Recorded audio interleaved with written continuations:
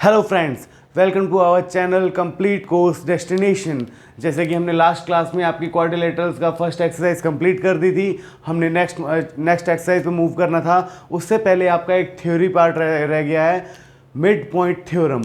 Mid point theorem हम पढ़ेंगे इसमें, उसके बाद हम एक्सरसाइज आपकी सेकंड एक्सरसाइज स्टार्ट करेंगे। ठीक है, तो देखते हैं पहले मिड पॉइंट थ्योरम होता क्या है। देखो, मिड पॉइंट थ्योरम ट्रायंगल के ऊपर बेस्ड एक प्रॉपर्टी है। मान लीजिए आपको ए बी सी एक ट्रायंगल दिया है, ठीक है, और ए बी और ए सी पे मिड पॉइंट लगा लो ई और एफ, और उन दोनों को मैच कर दो, मिला दो एक दूसरे के साथ। तो ऐसा करने पे हमको क्या क्या मिलता है कि एंगल वन, जो एंगल ए ई एफ बन रहा है, एंगल वन नाम दिया है, एंगल वन और एंगल टू ये दोनों बराबर होंगे, और एंगल थ्री और एंगल फोर दोनों बराबर होंगे। और मिड पॉइंट थ्योरम को मैच करने से हमको क्या मिलता है कि जो ई एफ, जो लाइन बनेगी, साइड बनेगी, लाइन बनेगी ई एफ, वो बी सी लाइन के बिल्कुल पैरेलल होगी, और इसके अलावा ई एफ जो लाइन होगी वो बी सी के हाफ हो जाएगी। ठीक है, और अगर इसके बाद दो थ्योरम और हैं, वो भी इसी पे बेस्ड हैं। अगर आप ई पॉइंट से, ई मान लीजिए ए बी का ई जो है वो मिड पॉइंट है, ए बी का मिड पॉइंट है ई, अगर मिड पॉइंट ई से हम बी सी के पैरेलल को लाइन खींचते हैं, तो जहाँ पे ये कट करेगी ना एफ पॉइंट पे, तो वो ए सी को दो बराबर भागों में बांट देगी। ठीक है, ये कहा गया है। और दूसरा कहा गया है, अगर दोनों मिड पॉइंट्स को, हम दो साइड्स के मिड पॉइंट्स को ज्वाइन करें, तो जो उसकी तीसरी साइड होगी उसके पैरेलल ये लाइन होगी। बस यही है, मतलब कि ओवरऑल घुमा फिरा के आपको यही चार प्रॉपर्टीज़ आपको देखने को मिलेंगी मिड पॉइंट थ्योरम में, कि अगर हम कोई भी ट्रायंगल की दो साइड्स के मिड पॉइंट को ज्वाइन करते हैं, वो तीसरी साइड के पैरेलल हो जाता है। और उसके बाद एंगल जो है, angle one equal to angle three, angle three equal to angle four, ये होता है। और जो साइड ई एफ होती है, वो जिस साइड के पैरेलल होती है उसके बिल्कुल हाफ होती है। ठीक है, डायमेंशंस में। ये हो गया आपका मिड पॉइंट थ्योरम। इसको देखो, हम एक्सरसाइज में क्वेश्चंस है उसमें कैसे, मतलब इसमें इम्प्लीमेंट करेंगे वो देखते हैं। यहाँ पे आप नोट डाउन कर लीजिए, एक्सरसाइज आपकी 8.2 चलेगी अभी।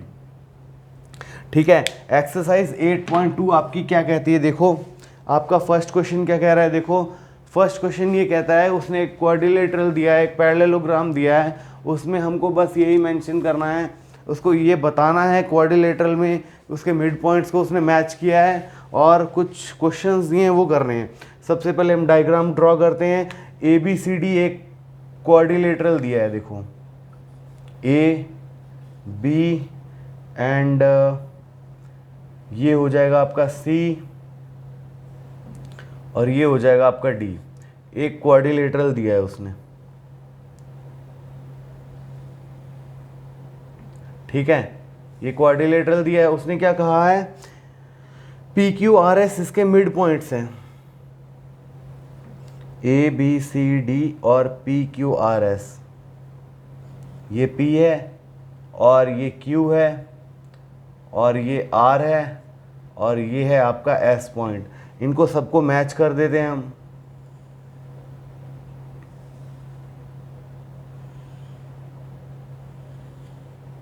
और AC को उसने ज्वाइन किया है।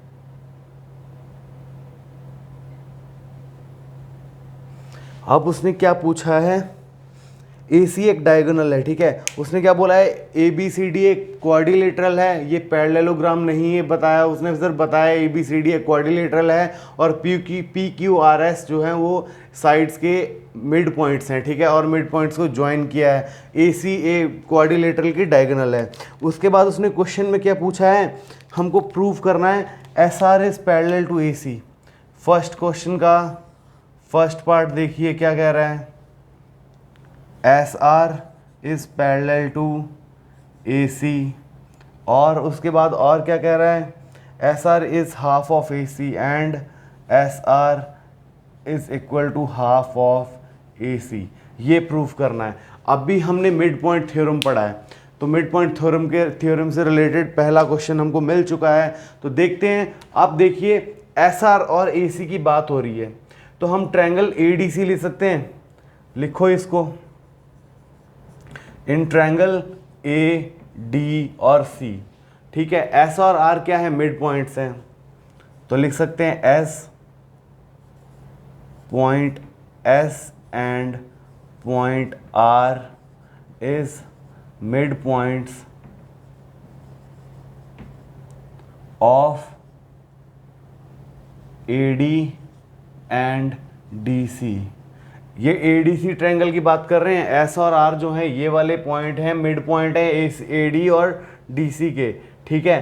तो हमको पता है ना, हमने अभी पढ़ा ना कि ट्रायंगल के दो साइड्स की अगर मिड पॉइंट हम जोड़ देते हैं तो वो जो लाइन जो बनती है EF वो BC के पैरेलल होगी। तो यहाँ पे SR है EF की जगह, तो मतलब यहाँ पे लिख दो SR is parallel to AC and SR is equal to half of AC।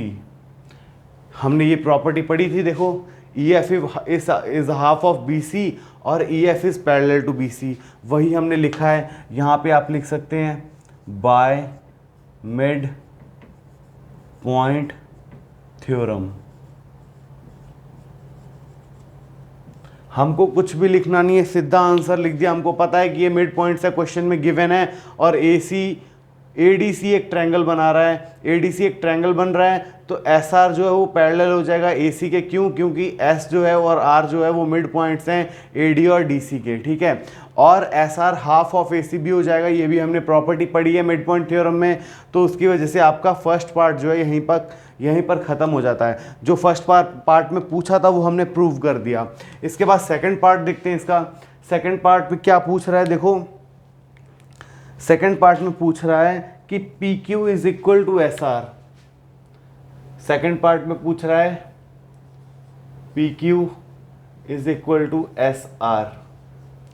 PQ is equal to SR। अब देखो हमने ये तो प्रूव कर दिया कि SR जो है हाफ ऑफ AC है। इसी तरह से हम यहाँ पे क्या करेंगे, देखो सॉल्यूशन में लिखते हैं इन ट्रायंगल AB और C।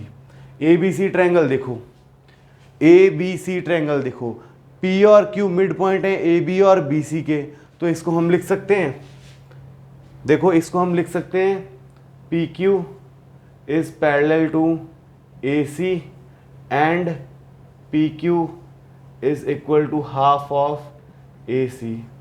लिख सकते हैं, बिल्कुल लिख सकते हैं। क्यों लिख सकते हैं? यहाँ पे लिख देंगे bye mid point theorem, bye mid point theory या theorem.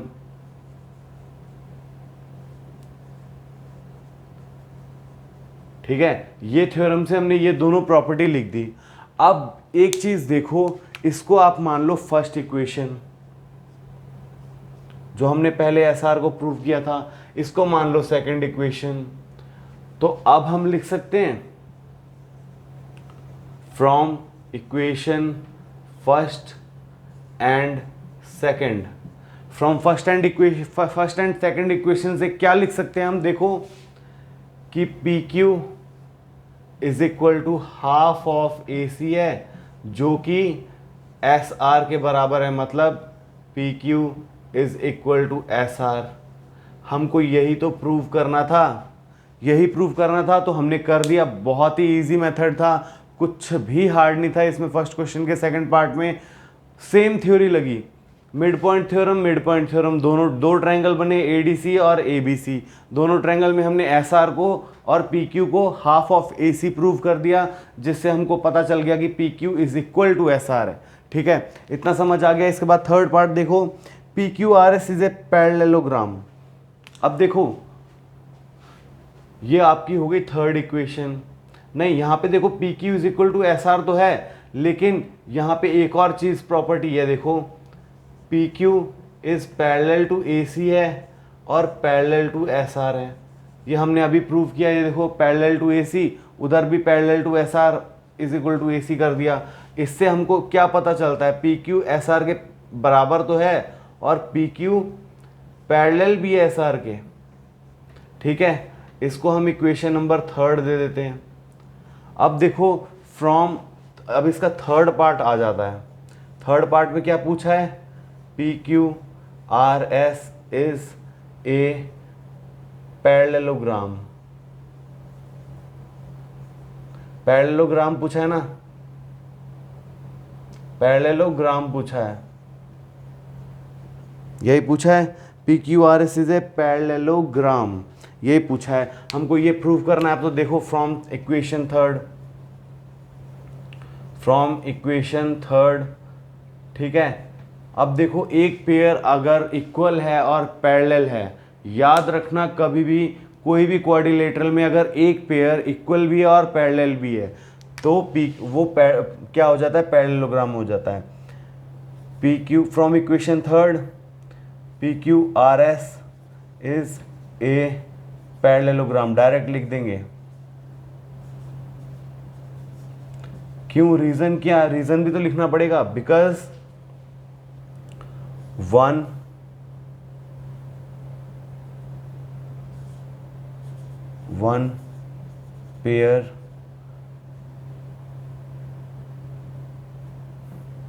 Pair of sides of opposite sides, ठीक है, ऑपोजिट साइड्स का पेयर है।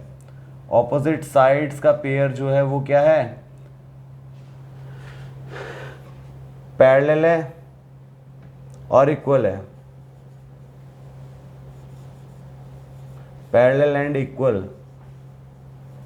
इसीलिए पी क्यू आर एस क्या हो गया, पैरेललोग्राम हो गया। पूरी डिटेल्ड में थ्योरी लिख के बताई है, इससे ज़्यादा आपको क्वेश्चन में नहीं लिखना है, ठीक है। देखो उसमें ट्रायंगल एडीसी लिया, उसमें ये डायग्राम आपको गिवन है, क्वेश्चन में गिवन है आपको डायग्राम, सब कुछ गिवन है, कुछ नहीं आपको लिखना है। आपको ये भी पता है P Q R S mid point है साइड्स के, ठीक है, वो भी आपको गिवन है। आपने सीधा लिखना है ट्रायंगल एडीसी मान लेना है कि ट्रायंगल एडीसी में देखो, एग्जामिनर को आप फोकस करा रहे हो कि ट्रायंगल एडीसी देखो, एडीसी ट्रायंगल देखो, उसमें एस पॉइंट और आर पॉइंट एडी और डीसी का मिड पॉइंट है, तो इसीलिए एस आर पैरेलल हो जाएगा एसी का और S are half of AC हो जाएगा। क्यों, बाय मिड पॉइंट थ्योरम हमने लगाया, आप पढ़ के देख लीजिए मिड पॉइंट थ्योरम, ठीक है। आपको मिड पॉइंट थ्योरम पूरा डिराइव करके लिखने की ज़रूरत नहीं है, बस यहाँ पे आपने यही लिखना बाय मिड पॉइंट थ्योरम।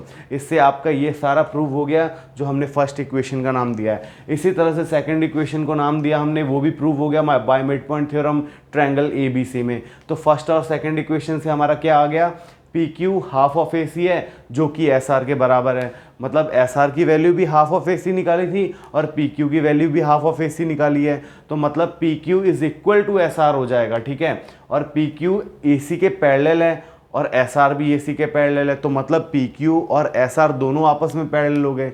तो पैरेललोग्राम की प्रॉपर्टी, अगर ऑपोजिट साइड्स पैरेलल भी हों और इक्वल भी हों तो पूरा का पूरा जो फिगर होगा ना, जो क्वाड्रिलेटरल होगा, वो एक पैरेललोग्राम हो जाएगा, ठीक है।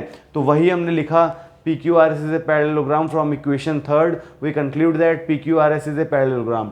क्यों, one pair of opposite sides are parallel and equal. बस इतना सा लिखना है, इसके साथ आपका फर्स्ट क्वेश्चन कंप्लीट हो जाता है। इसके बाद देखते हैं सेकंड क्वेश्चन। सेकंड क्वेश्चन में क्या कह रहा है, देखो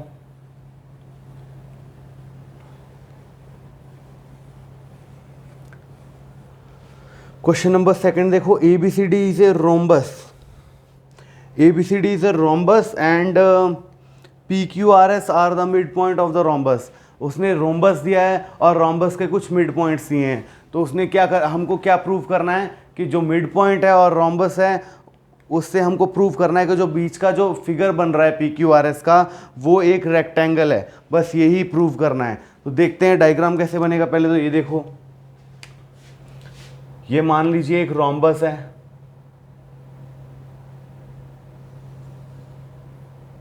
ठीक है, ये हमने बना दिया रोम्बस, ए बी सी और डी, ये हमने क्या बना दिया, एक रोम्बस बना दिया। अब रोम्बस के बाद हमको क्या बनाना है, उसके मिड पॉइंट्स, उसने बोला कि उसके मिड पॉइंट्स को ज्वाइन करो, और ये देखो कि जो डायग्राम बन रहा है वो क्या है, एक रोम्बस है, ये हमको प्रूव करना है, ठीक है। ABCD हमने एक रोम्बस बना दिया और PQRS हमको बीच में मिड पॉइंट्स देखने हैं। तो AB का मिड पॉइंट लिख दो आप P, ये मिड पॉइंट हो गया P, और ये मिड पॉइंट हो गया Q, और ये मिड पॉइंट हो गया आपका R, और ये वाला मिड पॉइंट हो गया S, ठीक है। इनको मिला दो आपस में। आपको अब प्रूव क्या करना है कि ये जो फिगर बन रहा है ना, ये एक रेक्टेंगल है, ये प्रूव करना है आपको। और रेक्टेंगल की प्रॉपर्टी क्या होती है, पहले तो पैरेललोग्राम प्रूव करेंगे, उसके बाद कोई भी एक एंगल अंदर का 90 डिग्री प्रूव कर देंगे, तो ये आपका क्या बन जाएगा, एक रेक्टेंगल बन जाएगा। ठीक है, तो इसको हम AC को ज्वाइन कर लेते हैं, इसको नाम दे देते हैं E और इसको नाम दे देते हैं F। ये जो पॉइंट है, पॉइंट को E और F हमने नाम दे दिया। E और F हमने पॉइंट को नाम दे दिया जहाँ पे AC जो डायगोनल है वो कट कर रही है इसको। तो सबसे पहले हम क्या प्रूफ करेंगे इसमें, देखो दिमाग लगाओ। सबसे पहले हमको क्या प्रूफ करना है, PQRS एक पैरेललोग्राम है। हमको दिया हुआ है ABCD एक रोम्बस है, मतलब पैरेललोग्राम भी है। हमको प्रूफ करना है पहले PQRS एक क्या है, पैरेललोग्राम है। तो पैरेललोग्राम की क्या कंडीशंस होती हैं, या तो ऑपोजिट साइड्स इक्वल और पैरेलल होनी चाहिए, ठीक है, या फिर क्या होनी चाहिए, आप खुद देखो, या फिर इसके जो मतलब ये इसके पैरेलल हो जाएगी, ये इसके पैरेलल। हमने जैसे फर्स्ट क्वेश्चन में किया था, पैरेलल कर दिया था और इक्वल कर दिया था, सेम टू सेम वही कंडीशन लगेगी। AC डायगोनल हमने इसीलिए खींची है। ये डायग्राम आपको नहीं दिया है क्वेश्चन में, ये हमने खुद ड्रॉ किया है। ABCD इज ए रोम्बस, देखो since ABCD is a rhombus, तो यहाँ पे और क्या दिया है कि मिड पॉइंट्स को ज्वाइन कर रही है, तो ये वाली साइड इसके पैरेलल हो जाएगी और ये वाली साइड भी इसके पैरेलल हो जाएगी। तो वही हम करते हैं, पहले ट्रायंगल लेते हैं ABC और उसके बाद ट्रायंगल लेंगे ADC। बस यही प्रॉपर्टी लगा के हम इसको पूरा कंप्लीट कर देंगे। देखो पहले हम ले लेते हैं ABC, सॉल्यूशन करते हैं सेकंड का। इन ट्रायंगल ले लेते हैं ABC। ABC ट्रायंगल लिया, ABC में देखो P और Q मिड पॉइंट्स हैं, तो PQ is parallel to AC और PQ और यहाँ पे एंड लिख देता हूँ, and PQ is equal to half of AC। ये हमको पता लग गया। क्यों पता लग गया, क्योंकि हमको गिवन है कि PQRS, हमको ये गिवन है कि ABCD एक रोम्बस है और PQRS जो है वो क्या है, एक मिड पॉइंट से सारे PQRS, ठीक है। तो PQ is parallel to AC और PQ is half of AC। ये क्यों हो गया, by mid point theorem. Easy था यहाँ तक, तो मिड पॉइंट थ्योरम। ये तो हो गई आपकी फर्स्ट इक्वेशन, ठीक है। इसके बाद आपने क्या करना है, ADC ट्रायंगल ले लेना है।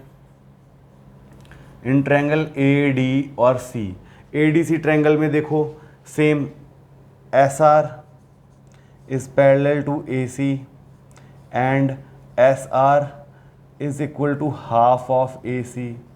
ये हो गई आपकी सेकंड इक्वेशन, ठीक है। अब देखो ये भी मिड पॉइंट थ्योरम से हो जाएगा, बाय मिड पॉइंट थ्योरम, ठीक है। फर्स्ट दो इक्वेशन से आपको क्या पता चला, PQ पैरेलल है AC के और SR पैरेलल है AC के, और SR हाफ ऑफ AC है और PQ भी हाफ ऑफ AC है। इससे हमको ये पता लग गया कि SR PQ के बराबर है और उसके एक दूसरे के पैरेलल भी है। जैसे कि हमने फर्स्ट क्वेश्चन में किया था, सेम टू सेम इस बार हमने दो पार्ट को इकट्ठा कर दिया है। जैसे फर्स्ट क्वेश्चन में दो पार्ट्स में लिखा था ना अलग अलग, उसको हमने एक ही पार्ट में लिख दिया है कि ये दोनों ट्रायंगल्स के बारे में देख लो, हमने ये प्रूव करना था और ये कर दिया है। तो देखते हैं, इसको भी मिटा दो, ये सेकंड पार्ट था फर्स्ट क्वेश्चन का। तो क्या हो गया, in from first and second, देखो यहाँ पे लिखते हैं from equation first and second. हमको पहली दो इक्वेशन से क्या पता चला, हमको ये पता चलता है पहली दो इक्वेशन से कि PQ is parallel to SR and PQ is equal to SR। ये आपकी आ गई थर्ड इक्वेशन। तो इक्वेशन थर्ड से हम ये कह सकते हैं कि PQRS from equation third, we can say that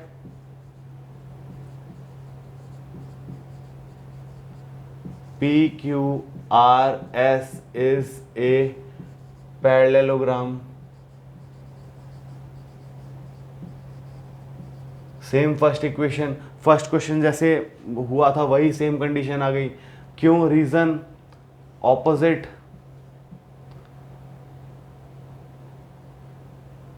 pair of opposite sides, pair of opposite side are parallel and equal. ये हमने प्रूव किया है, ठीक है, पैरेलल और इक्वल है, ये देख लो यहाँ पे पैरेलल भी और इक्वल भी है, प्रूव कर दिया। P Q is parallel to S R और P Q is equal to S R. ये कैसे प्रूव हुआ? इक्वेशन फर्स्ट और सेकंड को मैच करके देख लो।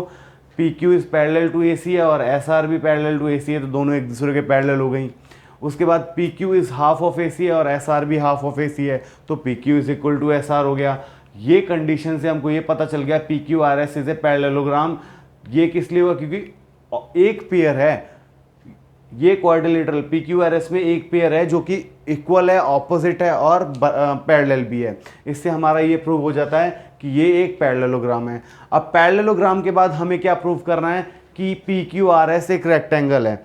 तो ठीक है, पी क्यू आर एस एक रेक्टेंगल है, उसके लिए क्या करेंगे? देखो, हमको प्रूव करना है कि कोई भी इसमें से एक एंगल भी हमने 90 डिग्री प्रूव कर दिया तो रेक्टेंगल हो जाएगा।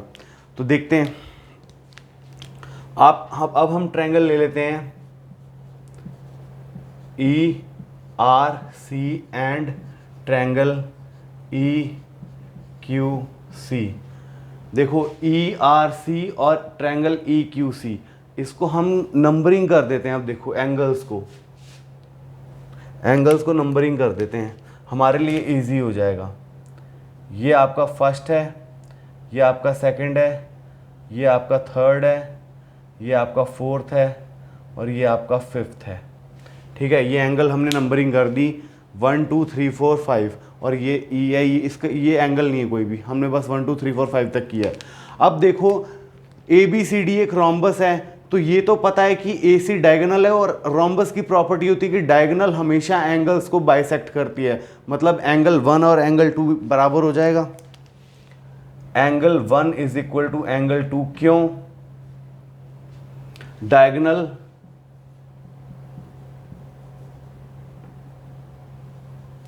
डायगोनल ऑफ रोम्बस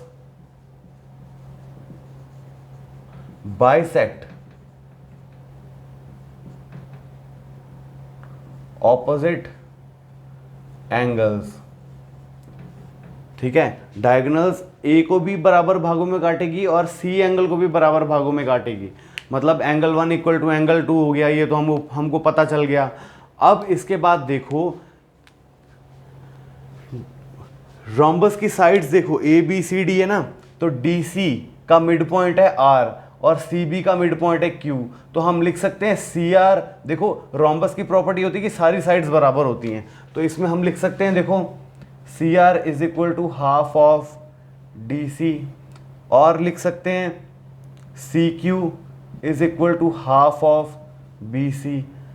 अब हमको पता है since B C is equal to D C, side of rhombus, हमको पता है ना रोम्बस की साइड्स हमेशा बराबर होती हैं, सारी की सारी साइड्स, तो इससे हमको क्या प्रूफ पता चल जाएगा? C R is equal to C Q. Angle पता चल गया, साइड पता चल गई एक, ठीक है। और इसके बाद देखो एक साइड बन रही है सी ई सी, ई सी, ई सी इज इक्वल टू सी ई, ये क्यों हो जाएगी? Common side. अब देखो ट्रायंगल ई आर सी की बात करें, ये कॉन्ग्रुएंट हो जाएगा ट्रायंगल ई क्यू और सी के, क्यों? By side angle side congruency. By side angle side congruency आपका ई आर सी और ई क्यू सी आपका हमने कॉन्ग्रुएंट कर दिया। तो यहाँ पे ऊपर की ये थ्योरी मिड पॉइंट थ्योरी मिटा के यहीं पे कर दे रहा हूँ, क्वेश्चन कंप्लीट होने वाला है, ज़्यादा नहीं बाकी है, ठीक है। देखिए ये ट्रायंगल हमने प्रूव कर दिया कि कॉन्ग्रुएंट है। अब कॉन्ग्रुएंसी के बाद हमको क्या प्रूव करना है कि जो एंगल ये है ना, ये वाला एंगल, ये वाला एंगल जो क्यू एंगल बना रहा है ई क्यू पी, ये 90 डिग्री है, ये प्रूव करना है। अब देखो अगर हम बात करें पैरेलल लाइंस ए सी और पी क्यू की बात करें तो ई क्यू उसमें क्या है, ट्रांसवर्सल है।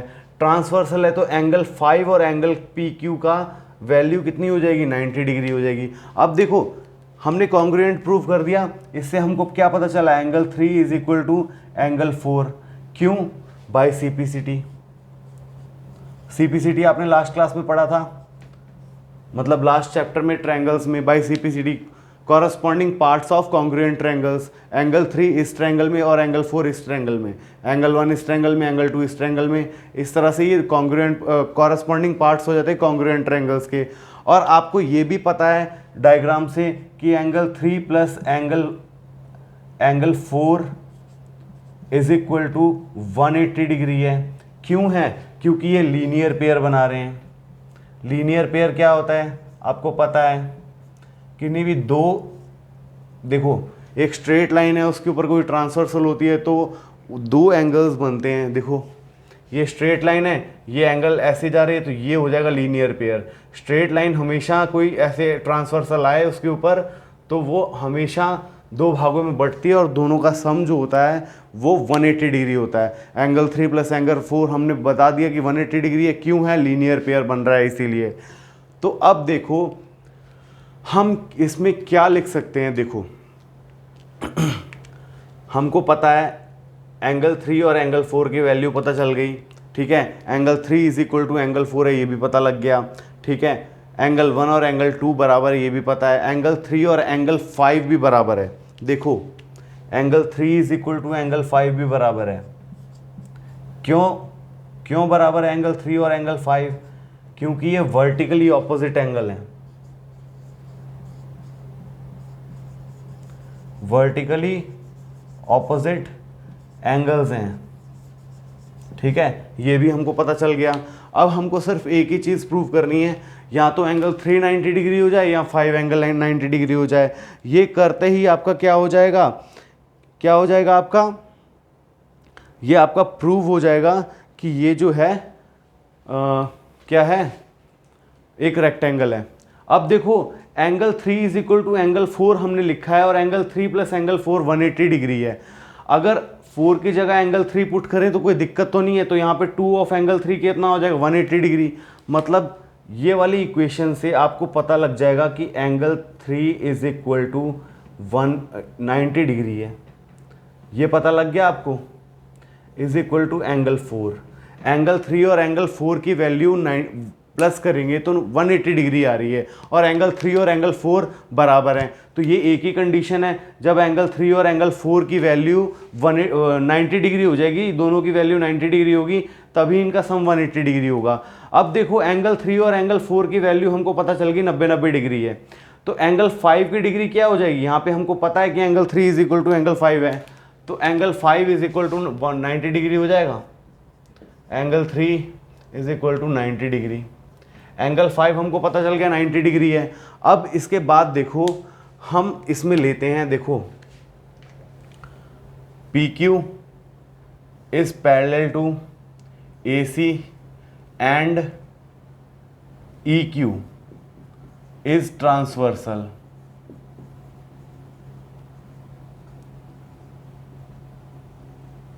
इससे हमको क्या पता चलता है,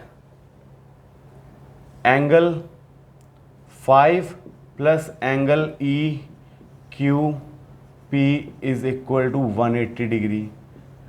को इंटीरियर एंगल्स हो गया, P Q is parallel to A C और ई क्यू ट्रांसवर्सल है। तो आपको पता है कि जब दो लाइन पैरेलल होती हैं और एक ट्रांसवर्सल खींचती है तो इंटीरियर एंगल्स, जो को इंटीरियर एंगल्स होते हैं, वो उनका सम 180 डिग्री होता है। को इंटीरियर एंगल्स सेम साइड पे, मतलब कि आपकी जैसे ये दो लाइनें पैरेलल हैं और ये ट्रांसवर्सल खींची है, तो जो सेम साइड की मतलब ट्रांसवर्सल की जो सेम साइड होती है ना, सेम साइड की जो एंगल्स होते हैं ना, को इंटीरियर एंगल्स, इंटीरियर एंगल्स, उनका सम हमेशा 180 डिग्री होता है। ये आप प्रॉपर्टी उसमें ट्रायंगल्स में पढ़ चुके हैं, लाइंस एंड एंगल्स में भी पढ़े हैं, ठीक है, लाइंस एंड एंगल्स में भी पढ़ी हैं ये। तो ये हमको पता चल गया। अब हमको पता है एंगल 5 की वैल्यू 90 डिग्री है, तो यहाँ पे आ जाएगा आपका, देखो एंगल 5 की डिग्री पुट कर दो, 90 डिग्री है, तो एंगल ई क्यू पी की वैल्यू कितनी आ जाएगी, 180 डिग्री माइनस 90 डिग्री, मतलब angle E Q P is equal to 90 degree.